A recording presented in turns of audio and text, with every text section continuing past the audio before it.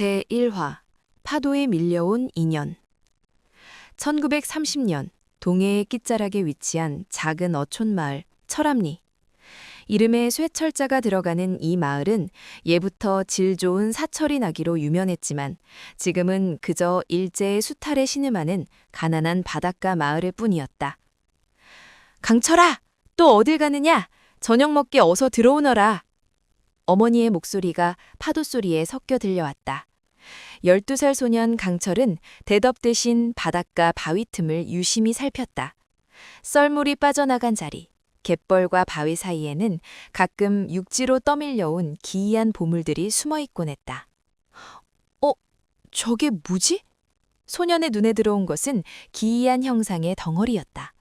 처음에는 그저 파도에 깎인 돌덩이인 줄 알았는데 가까이 다가보니 아니었다. 그것은 곰의 몸통에 코끼리의 코, 코뿔소의 눈, 그리고 호랑이의 발톱을 가진 아주 작은 흑인형이었다. 누가 빚었는지 모를 정교함, 하지만 오랜 세월 바닷물에 씻긴 듯 거칠고 투박한 질감이었다. 강철은 홀린 듯 그 인형을 품에 안았다. 차가운 흙의 감촉이 아닌 묘하게 미지근한 온기가 손바닥을 타고 전해졌다. 너 길을 잃었구나. 강철은 인형을 옷자락에 닦아 품에 넣고 집으로 달렸다. 그날 밤 호롱불 밑에서 인형을 살피던 강철은 문득 돌아가신 할아버지의 옛날 이야기를 떠올렸다. 송도의 한 안악이 밭발을 뭉쳐 만들었다는 괴물이지. 쇠를 먹으면 먹을수록 커지고 죽이고 싶어도 죽지 않는다 하여 이름이 불가사리라더구나. 강철은 설마 하는 마음에 어머니의 듬성듬성한 바느질 쌈지에서 낡은 바늘 하나를 꺼냈다.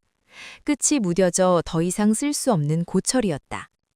자, 소문대로라면 네가 이걸 먹어야 할 텐데. 강철이 장난스럽게 인형의 입가에 바늘을 갖다 댄 순간이었다. 짝! 분명 흙으로 빚어진 인형의 입이 기괴한 소리를 내며 벌어졌다. 소년의 눈이 휘둥그레졌다. 인형은 마치 굶주린 짐승처럼 강철의 손에 든 바늘을 낚아채서 콰드득 소리를 내며 씹어 삼키기 시작했다. 오독, 오독. 딱딱한 강철 바늘이 마치 잘 익은 과자라도양 가볍게 가루가 되어 사라졌다. 힉! 놀란 강철이 뒤로 엉덩방아를 찧었다. 바늘을 다 삼킨 인형의 몸에서 푸르스름한 안개 같은 연기가 피어오르더니 딱딱했던 흙재질이 매끄러운 강철 재질로 변하기 시작했다. 그리고 그 작은 눈에 붉은 점 같은 생명의 불꽃이 확 피어올랐다. 구르르. 작은 괴물은 기지개를 껴듯 몸을 비틀더니 강철의 무릎 위로 폴짝 뛰어올라 머리를 부볐다. 거친 강철의 질감이 느껴졌지만 이상하게도 전혀 아프지 않았다. 오히려 기분 좋은 진동이 전해질 뿐이었다. 너 정말 살아있는 거야? 강철이 조심스럽게 손가락으로 녀석의 머리를 쓰다듬었다. 녀석은 강아지처럼 꼬리를 흔들며 강철의 체온을 만끽했다. 나라를 잃고 아버지를 잃고 웃을 일 없던 소년의 입가에 오랜만에 작은 미소가 번졌다. 좋아, 이제부터 네 이름은 불가사리야. 나랑 같이 살자. 하지만 평화는 짧았다.